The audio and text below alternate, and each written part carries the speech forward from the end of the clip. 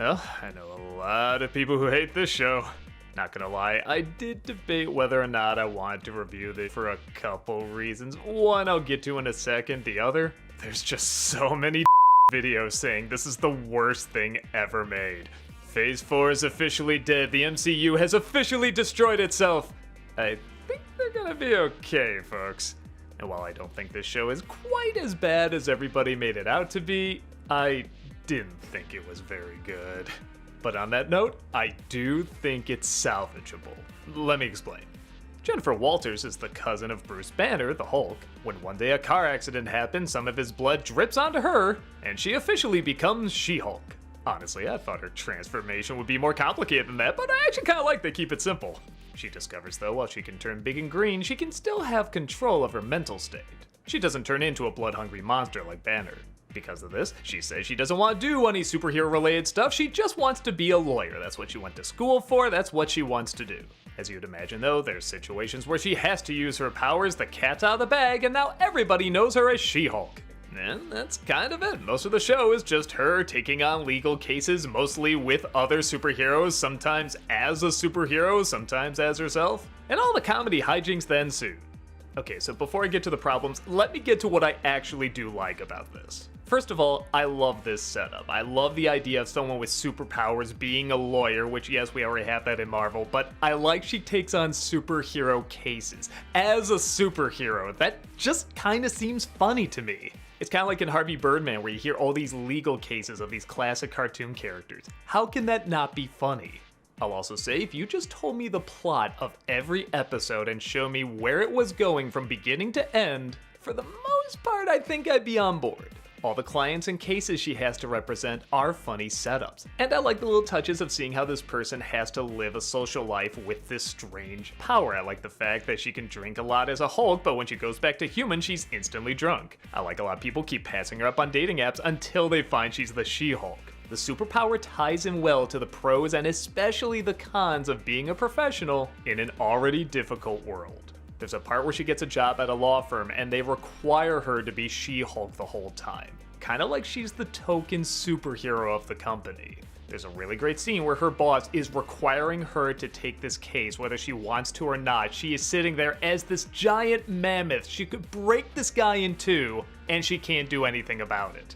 That is so clever, and I feel like probably sums up what a lot of women feel in some workplaces that I don't even think the creators are aware of how clever it is. Because if they were, she would turn to the camera and explain how clever it is. Yeah, let's get into what's wrong with this show. It's very clear this is supposed to be a lighter show, and that's honestly what I want. She narrates, she breaks the fourth wall, there's constant one-liners, and this is a setup where I want to see that happen. But most of the humor just isn't that great. It is slow and clunky. Even when there's something that is legitimately funny in it, a lot of times the delivery just mucks it up. There's one scene where two guys are about to shake hands, but one tries to do a fist bump, and then they keep going back and forth. That's actually very observant. I've kind of noticed that. After the pandemic, people are like, oh, do we shake hands? Do we fist bump? What do we do? But it is done so slow and so awkwardly. If it was just done as a fast little thing, like you kind of blink and you could have missed it, it would work. But no, somebody decided most of the humor should be a Disney Channel sitcom. There's a scene where she goes home and the father says, don't worry, nobody will bring up that you lost your job. First thing that happens when they walk in, the son says, oh, you lost your job. And the father says, I told you not to say she lost her job. And he says, oh, I thought you said tell her she lost her job. That's a joke. Good Jesus God, are we on Nickelodeon? I think there's also a major problem with the main character. Tatiana Maslany, I'm sure, can give a funny performance. But the problem is she's written like someone entering law school, not graduated it. She does not take anything seriously. And again, if this was complete, zany, surreal humor like Harvey Birdman, you could work with this fine. But it's clear you're supposed to sympathize with her struggles, and I can never take her seriously if she never takes herself seriously. Seeing her turn to the camera and giggle, lawyer show, does not show any investment. Jim Carrey in Liar Liar acts like a goofball too, but at some point the weight and importance of his job does catch up to him. Jennifer's too busy with Megan Thee Stallion to ever have any of that sink in. I mean, my god, Deadpool breaks the fourth wall too, but I buy him as an assassin. Again, that's the kind of comedy it is. It breaks the fourth wall, it's silly, but when it needs to tell its story, I do buy it. And the humor here is so constant, so desperate. How bad did it get? Well, this is where I debated whether or not to do this review because I stopped watching the show. I couldn't take it. And I know what you're thinking, how can you say something isn't as bad as everybody is saying it is when you couldn't even finish the show? Well, a lot of those people say there's nothing good in this, and I disagree. I think there are some funny moments, and funny ideas, but the bad parts just far outweigh the good ones for me. That is until the finale, because everybody was asking me my thoughts on it. I thought, oh, maybe it does something different, and it does. And I think if you watch it, you're either gonna enjoy it or you're not, but I did like it for the most part. It was different, and I didn't know where it was going, and it broke the fourth wall in a very imaginative way, and a way that did make me laugh quite a bit. But it seemed like too little too late. They even tried to work Daredevil into this universe and talk about apples and oranges. These don't go. He just looks so uncomfortable being there. But okay, I said this was salvageable, and I do believe that. If you want me to point to an example of how to do season 2 right, I say look at the show The Marvelous Mrs. Maisel.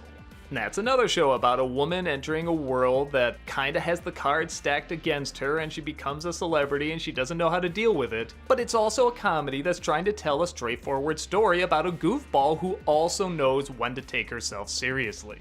She's a stand-up, she's silly, she's a nutball, but she also knows how to be a professional and care about what she does.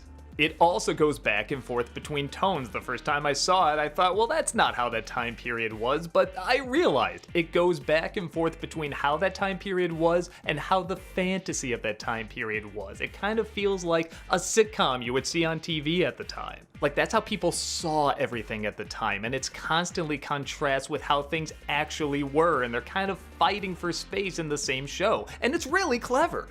I think that's what this is missing. You just need her to act like someone who gives a Mrs. Maisel is silly and goofy, but she gives a so I follow her. When she cares about something, I care about something.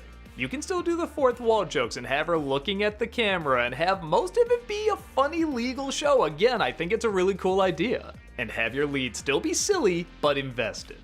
And, you know, make the humor fast and less Nick Jr.-y. So yeah, there it is. You could argue this was a very unprofessional review for someone that has not seen the entire show, but I just kinda know the 3 or 4 episodes I missed aren't gonna change my mind. I dropped back in to watch the finale and I felt like I missed nothing. I guess it's the equivalent of Gene Siskel walking out of Black Sheep. This is the first movie that I have ever walked out on in a theater. In 26 years. I envy you. We should never do this. I left millions. It's okay to do it if you say you did it. I did. That's why I have to say it. We're not supposed to do it. To our shame, we sometimes do. And it probably goes without saying, but if you like this show, great. I'm not gonna say you're part of the problem or yell whatever buzzword is popular now and it's gonna be dated next year. You like what you like or hate what you hate. And honestly, if they do a season 2, I will check it out to see if it gets any better because, again, I do think there's possibilities for this show. But in my opinion, unless they make these changes, it doesn't look like it's anything worth hulking out over.